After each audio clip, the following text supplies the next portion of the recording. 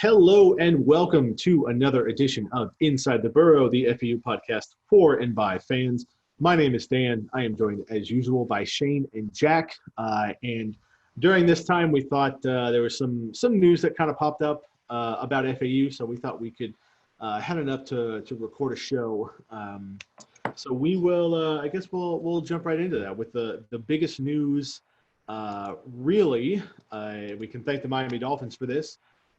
For drafting Tua, the younger Tagovailoa, Taulia, Tua's little brother, who is also a QB, is transferring, put his name in the transfer portal. He's transferring out of Alabama. And obviously the first schools that came up, FAU, FIU, University of Miami. And I think it'll be kind of a fun conversation to think about this. So,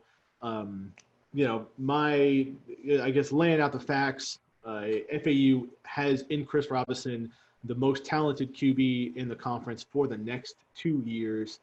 And then after that, we've got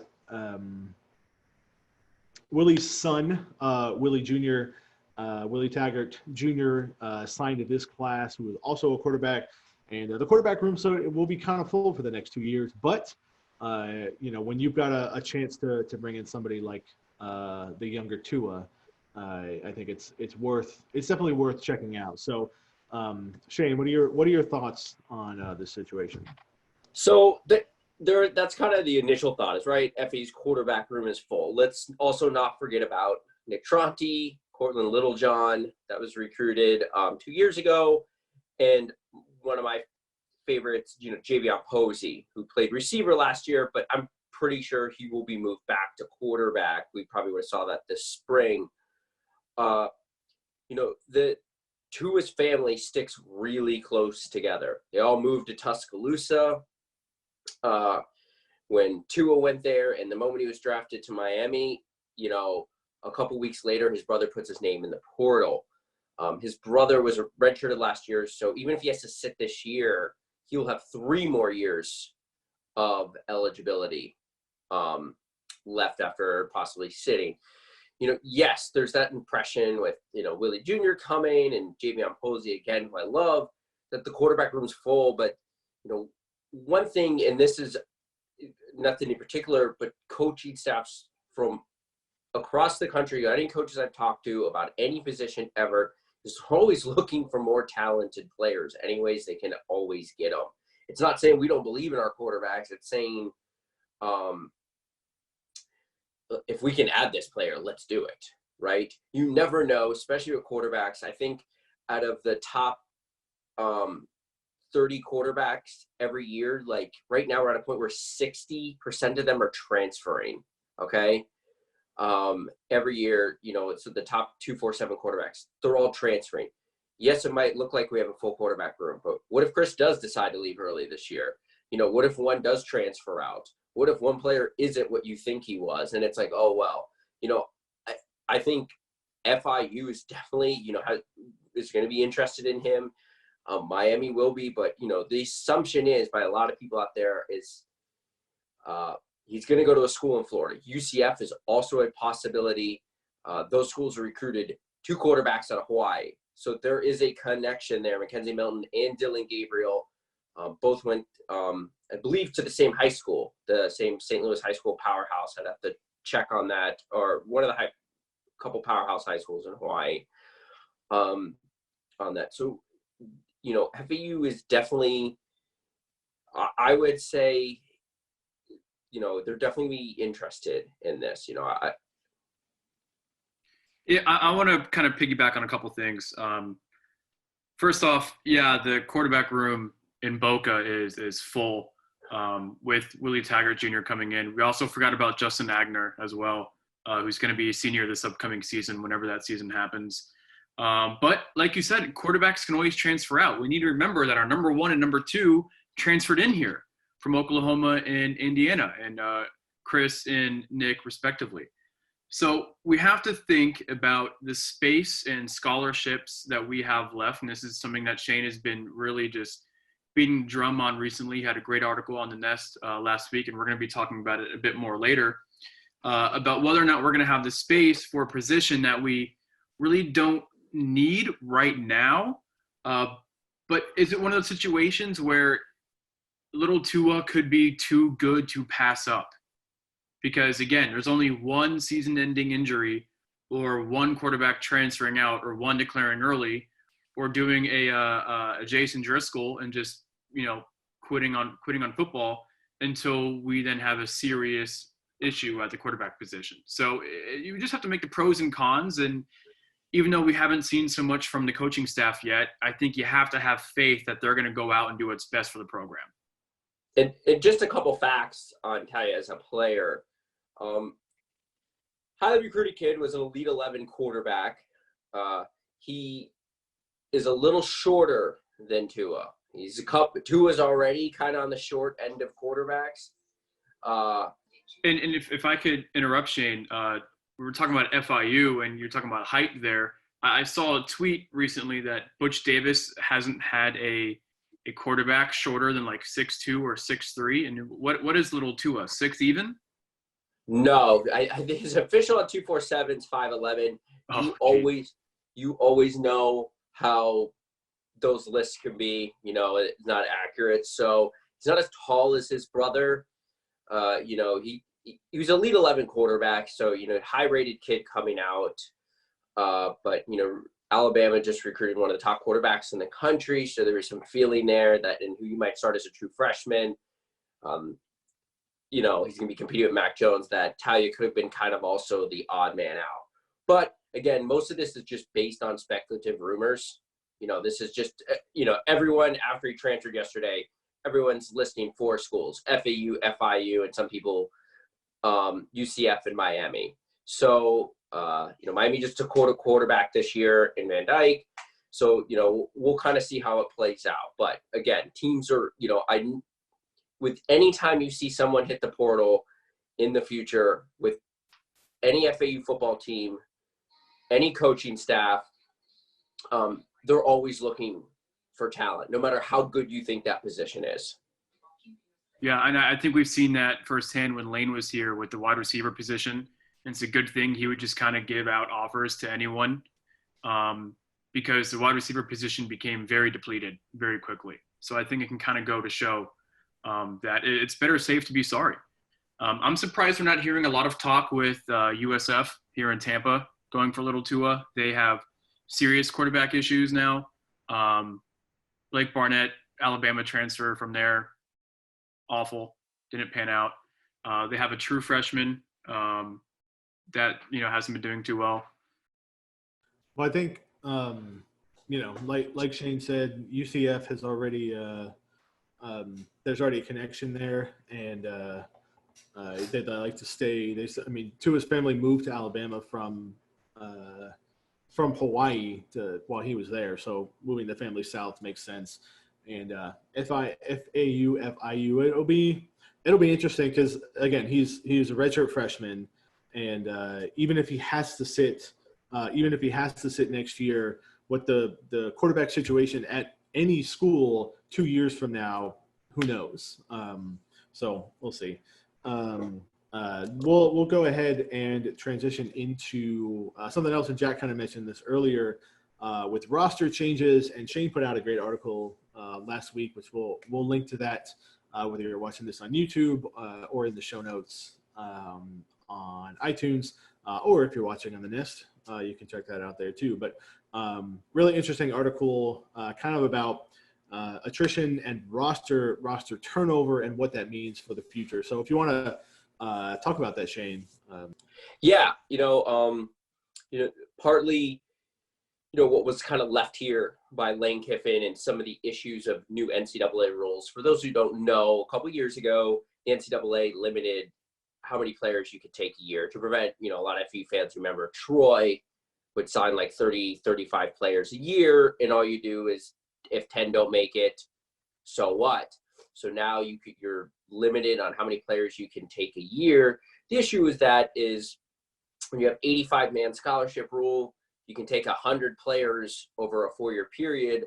But if more than 15 players leave the team beyond graduation, which is almost impossible over a 4-year period to have less than, especially with the transfer portal now, it's almost impossible to keep your attrition that low. So you're left with open scholarships and no ability to fill them. FAU is really close to that number kind of at, I said that they're probably max be able to play with 78 scholarship players. That is 7 less scholarship players on a team that are possibly playing special teams. That could be a starter, an extra linebacker, or a defensive lineman that we could get in the portal right now that we probably need, that right now we're very limited on getting. I also pointed out, in the article, how a couple of, Lane's classes, it was great. We got a lot of great players, but if you look at the 2018 class, I believe I put that 7 players have already left the program. So it's become, really hard for FAU to fill some of these roster holes. And also, we kind of knew it the day of the Boca Bowl, but there was a lot of, academic issues at the end. Willie Taggart even said it, with the recent press conference, that there was going to be a couple players that were going to have to sit out during the springs and hope they'd get academically right. It's as much, the whole basis of the article, as much as we want to talk about how people want to make this almost like a turnkey job for Willie Taggart, there's a lot of things kind of behind the scene that weren't left in a great situation. Yeah, we're not going to say the names of the players that are in some academic issues. That's not what we're into. I mean, we all kind of know who they are. We're not going to – most of the fans know who they are based upon the bowl game against SMU, so we're not going to go ahead and just repeat that. But the roster changes, it is worrying, and it kind of goes back to the conversation that we've had about Little Tua. Is he one of those players that we just can't pass up on? Or do we need to save what scholarships we have left to help revamp the defense, the defensive line, linebackers, whatever? Tight end now with John Rain going to Northwestern. Congratulations to him. I don't think that's Raymond Smith is going to be back there. Little Cameron is going to be back there at the tight end position. So we'll see. I want to talk to you guys about John Rain. What did you guys think about his decision to go to Northwestern? Congratulations. Go Yeah. get, John, he's probably not going to be, I'm not taking a shot at him. He's a good, great football player. He's not Harrison Bryant, NFL wise. Let's just be real.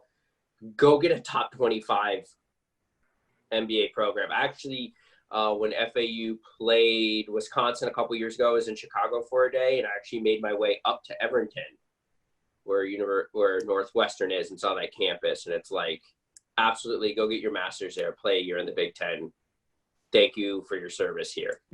So it's their football facility is nuts, by the way, right on the lake, and they have like these crazy windows that are floor to ceiling, and it's gorgeous. Yeah, it's but it's an academic decision for him, I'd say. Don't you? Yeah, and a chance to play in the Big Ten. I mean, easy. Yeah. So. Yeah, you mentioned Raymond Smith and Little Cameron there. Let's remember Lou Dorsey is supposed to get who knows with COVID when anyone's going to arrive. But speaking of Big Ten, yeah, and like we've talked about before, it's tough to develop chemistry with guys. That's why you hope for a guy like Rain to come back. But kind of back to the roster thing, is FAU's lost a lot of players, this year kind of early. Rain transferred out. Miko Dotson went to Florida State, which we need. Yeah. There was some debate on Dotson and what type of player he was. Was he the best corner on the team? But still, we need veteran corners coming back. Yeah. James Pierre left early to the NFL, didn't end up getting drafted. He signed with the team. Good for him. But, you wonder what an extra year could have possibly done. And then the academic guys. So when you start, separated, it's like not one player makes a huge difference, but all together is the difference between us hypothetically starting slow again, which we've done last few years. Those little pieces that, like, again, that, when Harrison Bryant was out for a couple of plays, you had somebody who could, plug in right away and provide a spark. Miko Dotson, obviously very talented, led the team in interceptions, kind of came out of nowhere, second half of the year a bit. Again, when people start going down and we just had more players to kind of plug in, when we start losing those players, even though they may seem, on the roster, on paper, insignificant is the wrong word because then nobody is insignificant, but people that you're not necessarily, and players you're not necessarily concerned about right away, having less of those players, like Shane said, we could start out slower, under new coaching staff, new offensive system. I mean, there's no spring football. Yeah. We've talked about that before. It's going to be, there's Hard. going to be growing pains with this team, and they're talented. We'll obviously talk more to that as the season gets closer, but we'll kind of see how it plays out. I do think this is kind of, transition here, this little bit of talk. I think one of the questions all of us get asked the most is, will there be a 2020 season? What will it look like? None of us three on this pod even can come close to answering this question. I don't think anyone in FAU athletics can.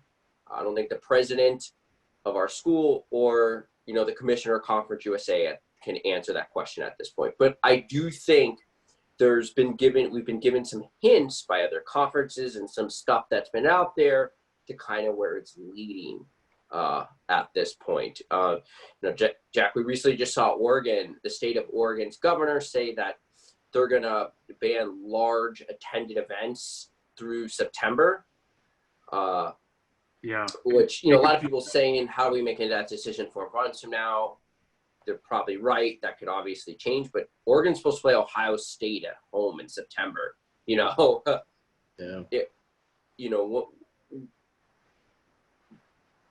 That has massive ramifications to it. We have the governors and county commissioners and everything else saying one thing, and the president saying other things. And you have the individual institutions saying things. Some institutions want to say, we don't want to play football unless students are literally physically back in session on campus. Some are saying, oh no, we can play football perfectly even if students are taking their classes online. We can kind of guess which conference and which institutions are saying what. I'll let you all read in between the lines, but we just don't know. And when it comes to Conference USA, you're right, Shane. We have no idea what's happening. The conference did say last week that they will be moving the media day into a virtual format, digital format. The conference has always done a good job of streaming a lot of their media day content already.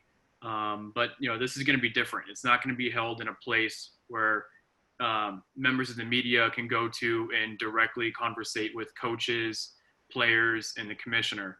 The conference doesn't know what's really going to happen. They don't even have a date ready for it yet, which just kind of goes to show how on the fly everything is. So we don't have answers.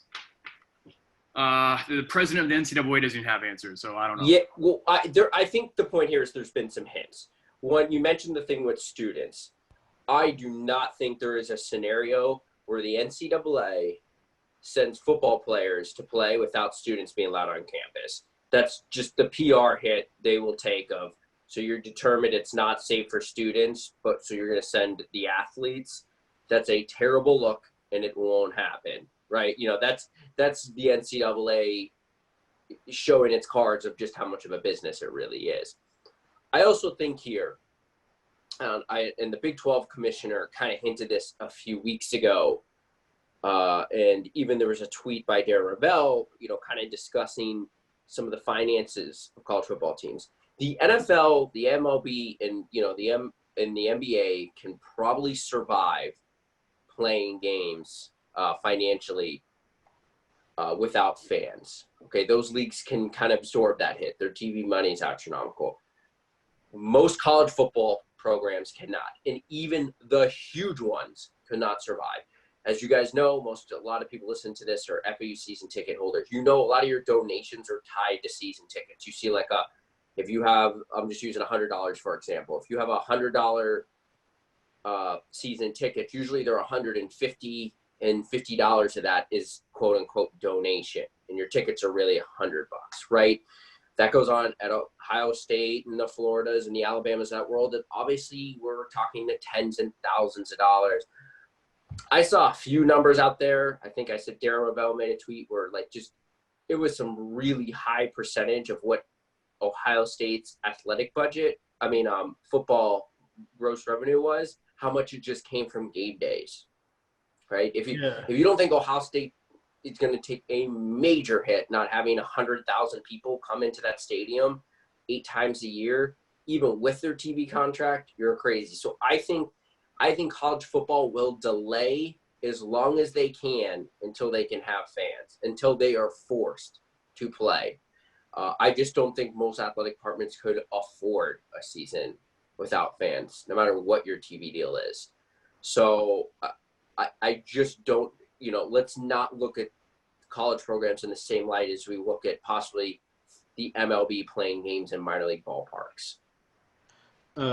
Like on the administrative side, most kind of, keeping this within college, remembering that it is college, most college institutions are not set up to have like their operating budget comes largely from tuition. There's not a lot of savings built up. It's we get the money, we spend it. We get the money, we spend it. Athletics is very similar. So the challenges are going to be very similar. And I remember kind of early on, Kirk Herbstreit was, I felt like super pessimistic, but perhaps a little bit more realistic about playing football. And I believe he proposed, may not be his proposition, but I remember seeing something that he said, waiting until the springtime, like January, February, to play football, which, I think it basically would be a change to obviously next season, but the future season. And, there's a lot that could go down. I mean, certainly there's the idea of football not being played and this season being a wash. I don't necessarily see that because there's too many people involved, perhaps at the lower level, Division III type things where they just say, oh, it is what it is this year. We're going to move on. But I do think football will be played in some sort of fashion, maybe not in the fall, but perhaps maybe in the springtime, because there like we kind of Shane and Jack mentioned, there's just too much money on the line. Athletic departments, obviously football, but also the athletic department from entire athletic departments are so dependent on football. So we'll see what happens. We'll see what happens there.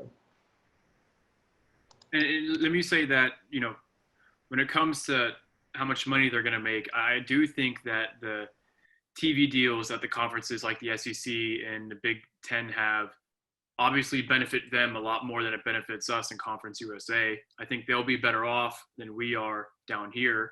But I'm with you guys. There's too much money to lose. I don't even know if there's no season, would they get the TV money? Well, I mean, if there's no season, obviously not. Yeah. So then football's going to be played eventually. But it's just the colleges they need every piece of dime. It's just like Dan said, they get the money, they spend it. There's a very few schools that operate with any type of let's put money away for a rainy day. I mean, and that just the few that do make money, they just give it back to the school who just spends it somewhere else, right? Yeah.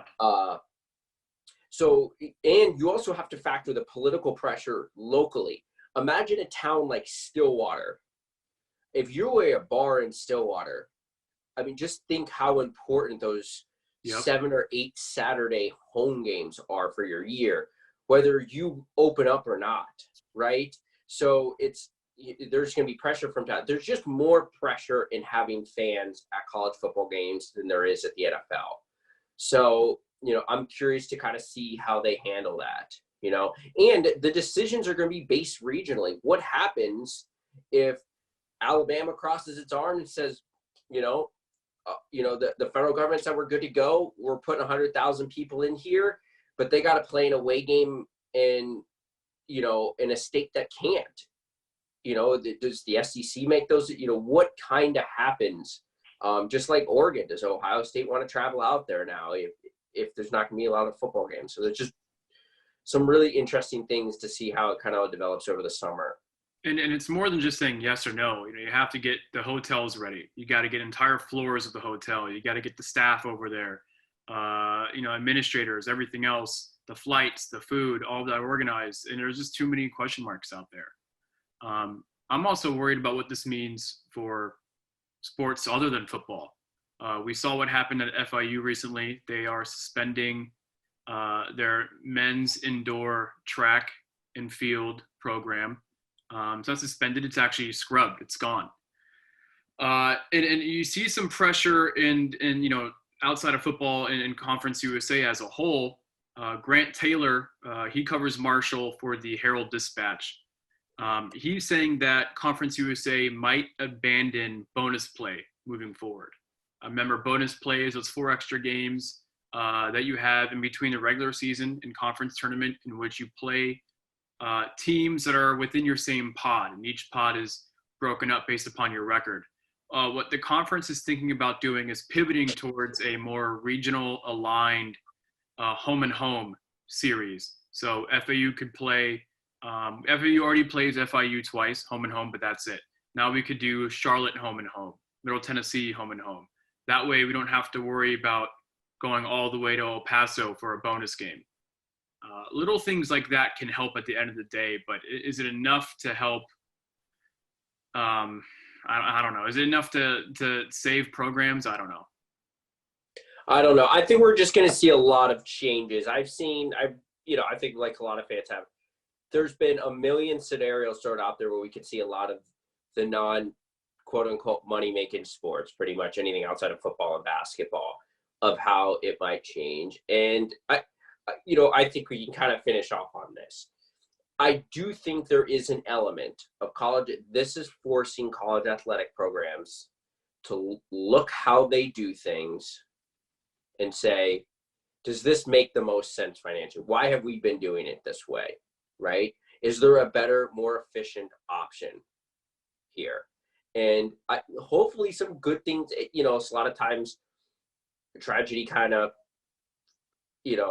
not that this is just tragedy within college athletics, but like it's obviously bigger than that. But a lot of times these things force radical change, and a lot of times it's for the good.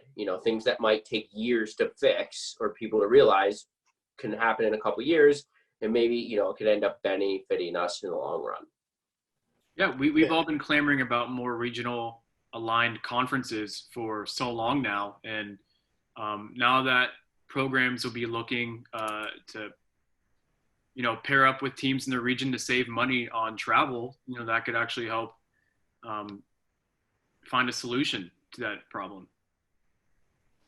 Yeah, you tend to get more, times like this, you have to get innovative if you want to survive. So if you want things to continue on, you have to get innovative. So we'll see. Who knows? Maybe there's science is working around the clock, and maybe we'll have a cure for COVID and a vaccine sooner rather than later. So we'll see. Like there's just too many what ifs, and I think you kind of just have to roll with the punches a little bit, hope for the best, watch recaps of games on YouTube. I think I've watched every FAU game for the past couple seasons on YouTube again, the highlights anyway, just to kind of get my fix of what's happening. So so I think you kind of hopefully make the best. Hopefully we can make the best of a bad situation. So we hope that that you enjoyed this time that we had, and we always encourage you to check out